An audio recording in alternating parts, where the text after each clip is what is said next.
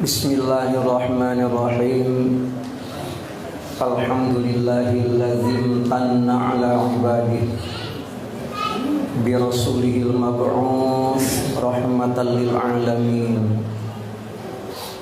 wa akramahum bi risalatil khalidati ila yaumiddin.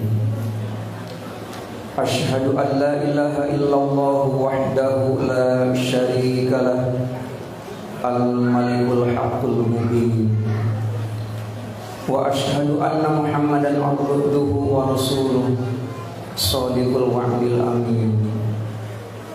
Allahumma sholli ala sayyidina Muhammadin wa ala alihi wa ashabihi wa ala sa'iril anbiya'i wal mursalin wa ala alihi wa ashabihi ajma'in. Ilahi anta maksudi wa ridhaka matlubi, a'tini mahabbataka wa ma'rifataka wa a'tini ma'aka abada. Ila hadrati sultanil awliya wa qudwatil asfiya qudbir rabbani wal gausis samadani As-Sayyid Syekh Muhyiddin Muhammad Abdul Ghaus Saifullahil Maslul Al-Qutub radhiyallahu anhu qaddasa sirrahu. Al-Fatihah. A'udzubillahi minasyaitonir rajim. Bismillahirrahmanirrahim. Alhamdulillahirabbil alamin arrahmanir rahim maliki yaumiddin. Iyyaka na'budu wa iyyaka nasta'in ihdinas siratal mustaqim. Shiratal ladzina an'amta 'alaihim ghairil maghdubi 'alaihim waladdallin. Al-Mukarramun, para wakil talqin Syekh Mursyid, wabil khusus yang mulia penguasa Jagat Kiai Husyaini Aziz, Kiai Kamaluddin, yang berbahagia pemangku hajat manaqib, ikhwan akhwat rahimahumullah yang saya cintai dan saya banggakan.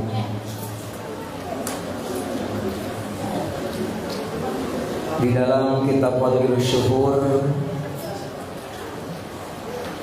saat memasuki bulan Jumadil Tsaniyah, yang dibicarakan adalah ke-11 huruf hijaiyah itu. Huruf yang pertama adalah jim. Yang mulia pengarsa Abah memaknai jim dengan ja'a. Ja'a itu artinya datang. Ada 4 pengertian yang disebut oleh yang mulia pengarsa Abah tentang datang ini. Yang pertama terkait dengan ajal. Iza ja'a ajaluhum la yastakhiruna sa'atan wa la yastaqdimun. Kalau ajal sudah datang, tidak bisa diundur dan tidak bisa dimajukan. Artinya setiap kita sudah punya jatah masing-masing. Bapak udah bosan hidup, pengen cepet-cepet mati, gak bisa kalau belum waktunya. Atau masih betah di dunia, pengen hidup 1000 tahun lagi, tapi umur hanya batasnya sekian tahun, gak bisa diundur. Itu sudah ketetapan dari Allah Subhanahu wa ta'ala. Itu yang pertama, pengertian ajal. Yang kedua masih terkait dengan ajal, tetapi ada kaitannya dengan orang tertentu yang diberi kewenangan oleh Allah Subhanahu wa ta'ala mengetahui tentang ajal. Ternyata ada ayat Al-Quran Surah Nuh ayat yang keempat menyebutkan bahwa inna ajalallah, sesungguhnya ajal, ketetapan Allah Subhanahu wa ta'ala tentang ajal itu, iza ja'a, apabila datang, la yu'akhiru law kuntum ta'lamun. Apabila ajal itu datang, itu tidak bisa diundur meskipun kamu tahu. Begitu. Kira-kira ada yang tahu tidak tentang ajal? Ada, hanya nggak banyak orang yang tahu. Di dalam Al-Quran ada kalimat begini, yas'alunaka 'anir ruh Orang-orang Arab pada waktu itu bertanya kepada Nabi, ruh itu gimana sih? Kemudian Nabi nunggu perintah ataupun firman Allah Subhanahu wa taala. Kul, katakan Muhammad kepada mereka yang nanya itu. Ar-ruh min amri rabbi. Ruh itu urusan Tuhanku. Wa ma utitum minal ilmi illa qalila. Aku tidak memberikan ilmu kepada siapapun tentang ruh kecuali kepada segelintir orang. Nah, di antara segelintir orang itu adalah yang mulia penguasa Abah Awas radhiyallahu anhu wa qaddasasih. Makanya setiap orang yang sudah ditalkin zikir, ruhnya ada dalam genggaman Syekh Mursyid. Bapak sudah ditalkin zikir, ibu sudah ditalkin zikir. Kemudian hati kita ada sesuatu yang terkait dengan Abah. Maka seketika roh itu langsung lapor kepada Abah. Makanya datang kepada Abah, gak usah ngomong apa-apa, Abah udah tahu. Sebab roh udah lapor duluan ke sana. Karena setiap roh ada dalam genggaman Syekh Mursyid. Kasus yang menarik adalah betapa banyak kasus di tengah-tengah masyarakat kita. Ada orang gak percaya kalau ada orang meninggal dunia ditongkrongin oleh Abah Awas. Padahal fakta begitu banyak. Abah Awas menyaksikan, menyelamatkan orang yang sudah ditalkin zikir agar tidak timbul malapetaka. Saya ambil contoh saya beberapa gitu ya, nggak usah banyak. Istri dari Dr. Andes Kiai Haji Burhanuddin, wakil talkin Abah yang dari Cikarang, istrinya kan berpulang. Sebelum berpulang itu sendiri kan nggak ada yang tahu kapan akan meninggal dunia. Hanya dari sekian banyak, hanya seorang putra beliau dibukakan hijab, dibukakan tirai yang kira-kira orang lain tidak tahu. Dalam kondisi sudah begitu berat, ternyata hanya dia yang mendengar ucapan seorang ibu. Kalimatnya sederhana, Abah saja duluan, saya ikut dari belakang. Artinya saat menghembuskan napas yang terakhir, di situ ada Abah. Ada lagi Ibu Hajah Rehana, ibunda dari Dr. Ahmad Kulturhia, Jati Asih Bekasi. Saat akan meninggal dunia, ternyata tidak ada yang tahu dari sekian banyak orang yang hadir itu sendiri. Hanya Allah membuka hijab, membuka tirai untuk membuktikan bahwa Abah sebagai mursyid hadir di tempat itu. Siapa yang dibukakan hijabnya? Ternyata yang dibukakan hijabnya adalah si Dimas, mantu Dr. Ahmad Kulturhia. Saat Ibu Hajah Rehana akan menghembuskan napas yang terakhir, ternyata di atas kepala Ibu Hajah Rehana itu ada dua sosok. Satu pakai jubah putih, yang satu lagi tidak menampakkan wajah, tetapi bawa tongkat. Si Dimas ini tahu persis itu adalah tongkat Abah. Dari mana tahu bahwa itu tongkat Abah?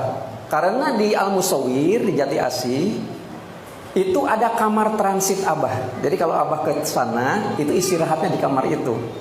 Kalau keluar mau memimpin manakib, Abah itu menyimpan tongkat itu di satu sudut. Nah, si Dimas ini duduknya selalu di sudut itu dan tahu persis itu adalah tongkat Abah, bentuknya begitu. Itu menunjukkan bahwa ternyata memang Abah ada saat seseorang yang sudah ditalkin zikir itu menghembuskan nafas yang terakhir. Nah, jadi lau kuntum ta'lamun, meskipun kamu tahu, Abah itu tahu seseorang akan meninggal dunia, itu tahu. Tetapi tidak bisa diundurkan. Oh, memang jatahnya sekian. Dulu nih, Abah memimpin acara manakib di apartemen Newton, Buah Batu, Bandung. Kiai Ai Burhanuddin dari Pelabuhan Ratu ikut hadir, pakai baju putih-putih. Tetapi Abah tidak memberi kesempatan untuk menyampaikan hikmat ilmunya. Itu hari Sabtu. Malam minggunya itu ternyata Abah memimpin acara manakiban di Masjid Al-Falah Pengasinan. Kiai hadir. Tetapi tidak diberi kesempatan oleh Abah untuk memberikan khidmat ilmiah.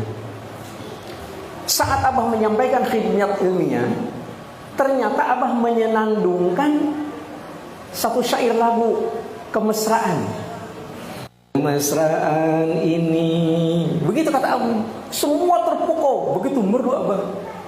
Janganlah sampai berlalu, kata Abah. Semuanya begitu indah, suasana semacam begitu. Sudah selesai, udah bubar ngaji manakib. Keesokan harinya, hari Minggu, Abah memimpin acara manakib di Grand Puri Laras, di rumah Kiai Haji Andi Saprani, Ibu Pusparini, di Ciputat. Abah di sini, kemudian saya, kemudian Kiai Burhanuddin. Abah belum memberi kesempatan kepada Kiai untuk menyampaikan khidmat ilmiah. Abah minta saya menyampaikan khidmat ilmiah. Begitu saya sudah megang mic semacam begini, blank. Ini saya ngomong apa kira-kira ini? Sama sekali tidak tergambar. Begitu Robito kepada Abah, muncul kalimat tentang kematian. Ayat 42 daripada surat Az-Zumar. Allahu yatawaffal anfusa hina mautiha wallati lam tamut fi manamiha. Itu ceritanya gitu. Nah, bubar manakiban malam harinya, Abah memimpin acara manakib di Lantana, di rumah Pak Haji Ahmad Haris, di rumah Pak Haris Kiswandi yang di Rawa Bebek. Kiai diberi kesempatan untuk menyampaikan khidmat ilmiah. Selesai, kira-kira pukul 10, manakib selesai, bubar. Abah kembali ke Sirna Rasa, Kiai pulang ke Pelabuhan Ratu. Keesokan harinya ada informasi Kiai berpulang.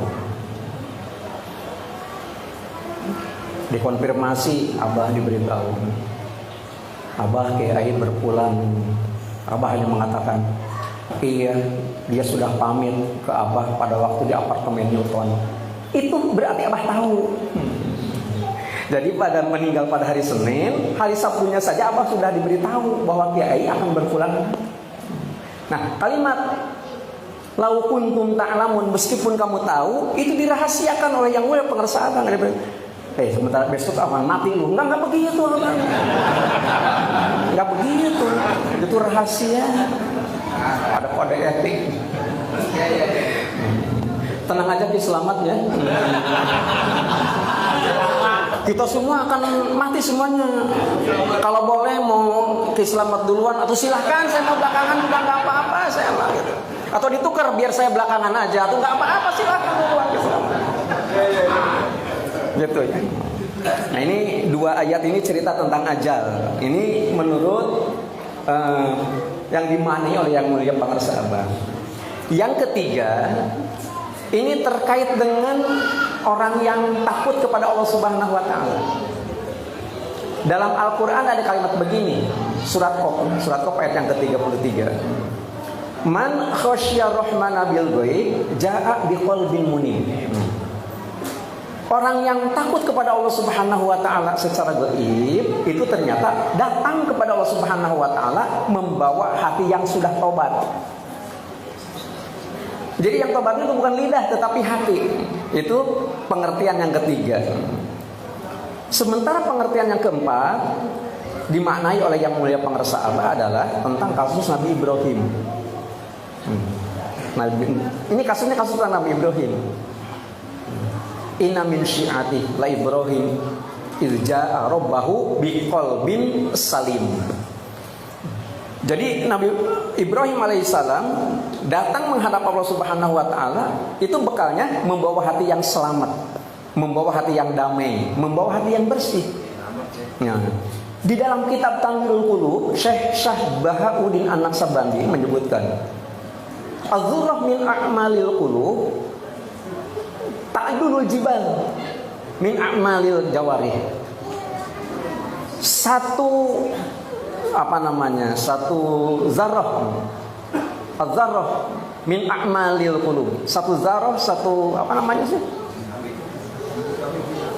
ya, artinya sebesar begitu sekecilnya pekerjaan hati itu setara dengan sebesar gunung apabila dibandingkan dengan dilakukan oleh al-jawari, oleh anggota badan kita. Itu sebenarnya menyiratkan arti bahwa yang disabdakan oleh Rasul, innallaha la yanzuru ila ajsamikum wala ila suwarikum walakin yanzuru ila qulubikum. Allah tidak melihat kegantengan laki, tidak pernah melihat kecantikan perempuan. Yang dilihat ada apa di dalam hatinya. Bukan melihat hatinya, tapi di dalam hati ada apa. Semua orang punya hati, tapi kan kalau di dalam hatinya beda-beda juga dilihatnya cara beda. Nah, ternyata nih, yang mulia guru agung kita pengarsa Abah itu sudah lebih daripada sekedar cukup memberi bekal kepada kita supaya kita bahagia. Begitu. Dari mana tahunya? Ternyata dengan diinstalkannya zikir khofi ke dalam diri kita, ke dalam hati kita, yang 4 ketukan itu sebenarnya yang akan dilihat oleh Allah Subhanahu wa taala. Qalbin salim, qalbin munib, itu diantaranya. Nah, jadi orang yang sudah ditalkin zikir dengan menggunakan lidahnya secara lisan mengucapkan la ilaha illallah, sementara di dalam hatinya itu, maka itu sebenarnya sudah jaa biqalbin munib dan jaa biqalbin salim. Nilainya satu kali saja mengucapkan itu sudah setara dengan gunung besarnya. Ini sudah merupakan satu kebahagiaan yang luar biasa, gitu ya. Makanya Abah tidak tanggung-tanggung. Kita, yang orang yang sudah takin zikir khususnya, kita ini wajib bahagia. Di dalam Al-Quran kalau ada kalimat la'allakum tuflihun, mudah-mudahan bahagia, namanya saja mudah-mudahan. Bisa bahagia, bisa enggak. Namanya mudah-mudahan. Karena di dalam gramatika bahasa Arab, kalau ayat diawali dengan la'alla, itu sifatnya ditaroji, bergantung kepada usahanya. Usahanya kira-kira bahagia apa enggak? Pengen bahagia tapi usahanya tidak berkait dengan masalah kebahagiaan, enggak akan bahagia. Soal bahagia urusan hati, bukan urusan fisik. Makanya di dalam Al-Quran hanya ada 3 ayat yang menjamin orang pasti bahagia, bukan mudah-mudahan. Hanya 3 ayatnya di dalam Al-Quran. Gitu. Jadi kalau dikatakan la'alakum itu hanya mudah-mudahan, bisa iya bisa enggak. Tapi kalau pasti itu 3 ayatnya. Yang pertama, ayat pertama surat Al-Mu'minun, qad aflahal mu'minun. Sungguh pasti berbahagia orang yang beriman. Siapa orang yang beriman itu? Diurai sampai ayat yang ke-11. Di antaranya alladzina hum fi sholatihim khashi'un, yaitu orang yang khusyuk di dalam melaksanakan sholatnya. Kiai Kamal nalkin, di depannya ada Habib, diomongin. Habib juga kalau nggak ditalkin nggak akan khusyuk sholatnya. Kata Kiai Kamal, Habib juga kalau nggak ditalkin nggak khusyuk sholatnya. Nggak protes, Habib juga tahu. Kemudian persoalannya apa? Dengan makna bahwa ternyata itu merupakan pekerjaan hati yang nilainya tinggi. Ternyata kalau ada orang mengatakan, soalnya ada pernah kejadian nih, orang ngomong ke saya, Pak Haji, alhamdulillah kemarin saya bisa sholat khusyuk. Alhamdulillah bisa sholat khusyuk. Bagaimana ciri-ciri khusyuk?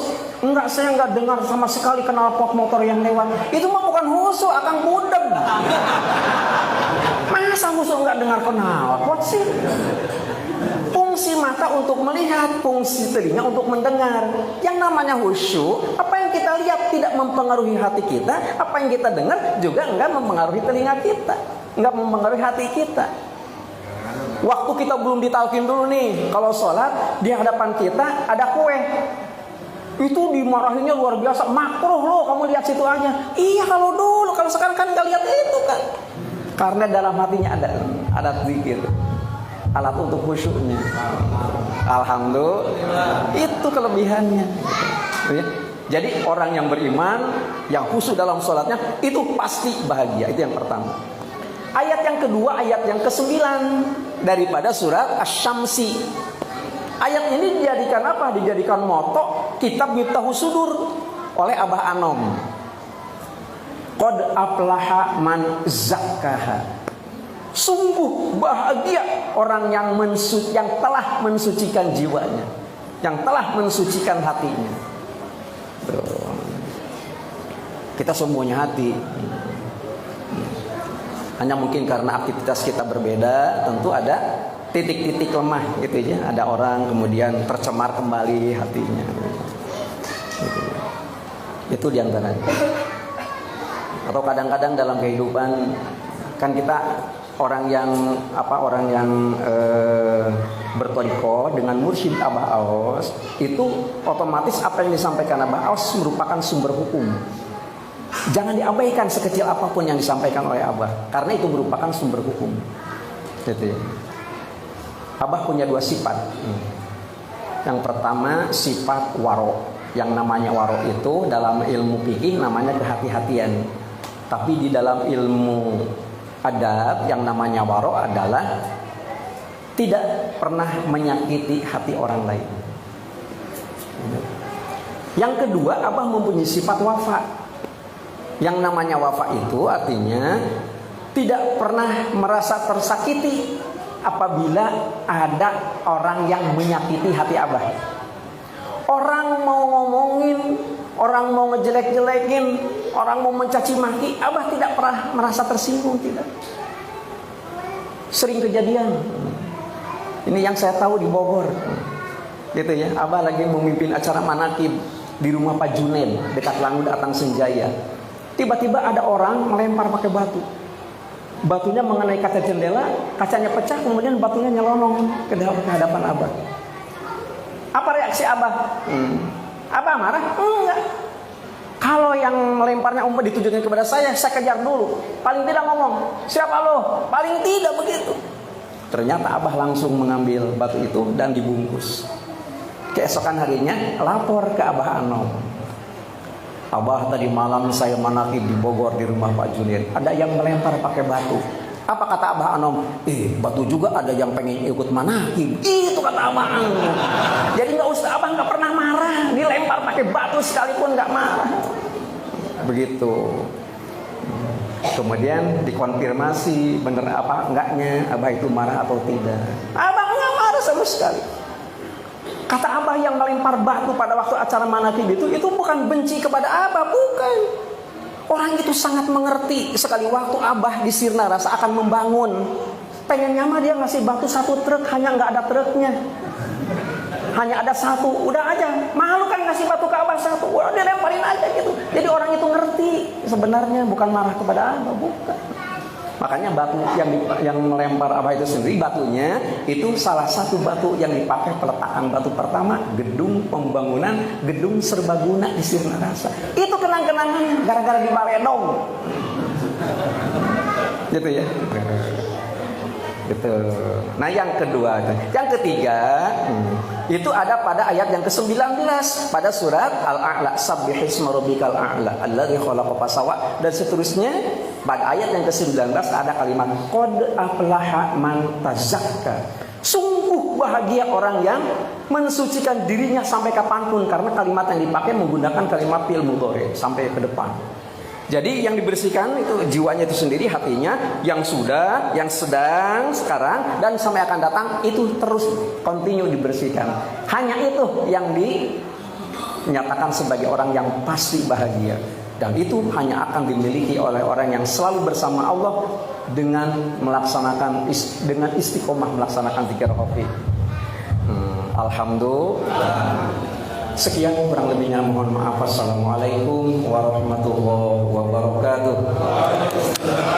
Allahumma shalli ala nabiyyina Muhammad wa ala